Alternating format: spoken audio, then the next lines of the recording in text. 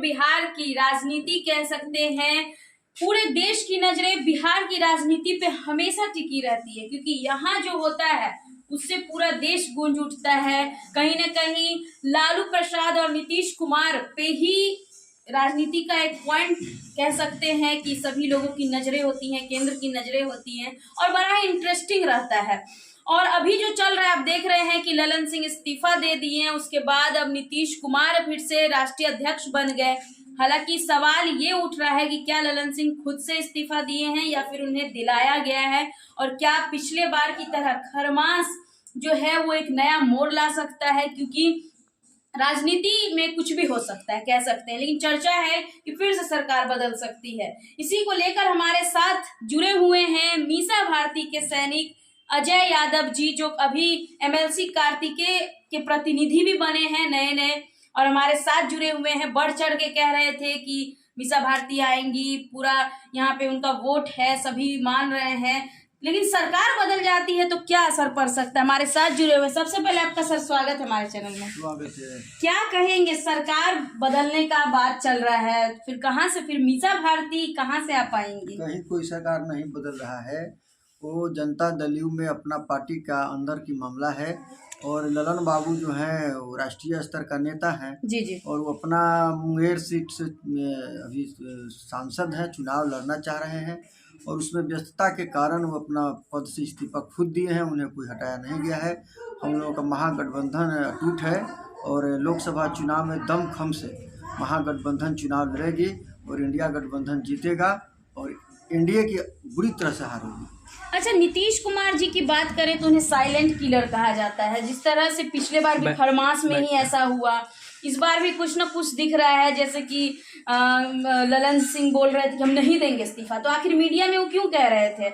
आप समझ सकते हैं कि कुछ चिल्ला चिल्ला के कह रहे थे ऐसा कुछ नहीं है, कुछ नहीं है, फिर साइलेंटली जाके इस्तीफा दे दिए। वो उनकी पार्टी के अंदर की मामला है। हम लोगों का नेता तेजस्वी यादव जी हैं और हम का डॉक्टर मीसा भारती का सैनिक हैं और हम लोग वहीं तक जा सकते हैं और वो उनकी पार्टी का मामला है। अच्छा, ये क्या कहेंगे कि ईएसआईसी में रामकृपाल पहुंचे थे, मीसा भारती दिख नहीं रही हैं, लोग तो सोचेंगे ही कि आखिर रामकृपाल जगह जगह पहुंच जा रहे हैं। हालांकि आप यदि ये कहिएगा कि लोकसभा चुनाव आ रहा है, लेकिन फिर भी नजर तो वही आ रहे हैं। वो रामकृपाल जी केवल दिखावा करते हैं, जाते हैं, फोटो खिंचवाते हैं, सोशल मीडिया के माध्यम से डाल देते हैं।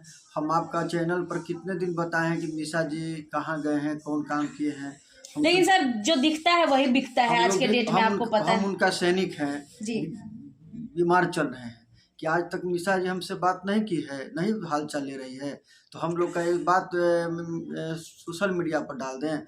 हमारे गांव का ही एक लड़का एक्सीडेंट कर गया जी, शैलेश जी को जैसे ही मालूम चला, समय हॉस्पिटल में अपने दल बल से आकर के वहाँ पर पूरी हालचाल को जाना और पूरी मुस्तैदी से वहाँ पर जा कर के उन्होंने देखा है और इलाज भी हुआ, बच्चा ठीक भी हो गया है। तो हम लोग कहाँ सोशल मीडिया पर डाल दिए, कहाँ डाल दिया हम? लेकिन आज के डेट में तो लोग अपना प्रचार करते हैं और लोग जानेंगे, प्रचार करेंगे तभी तो। हमारी जो नेत्री है वो प्रचार प्रसार में भरोसा कम करती है, अपने काम पर भरोसा रखती है।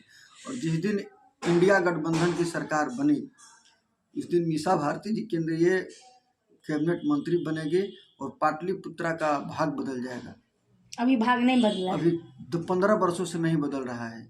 आपको एक एग्जाम्पल दे देते हैं, बक्सर पटना 4 लाइन जी, बहुत सारे बिहार में 4 लाइन निकल चुका है, आज तक बिहटा से पटना 4 लाइन क्लियर नहीं हुआ।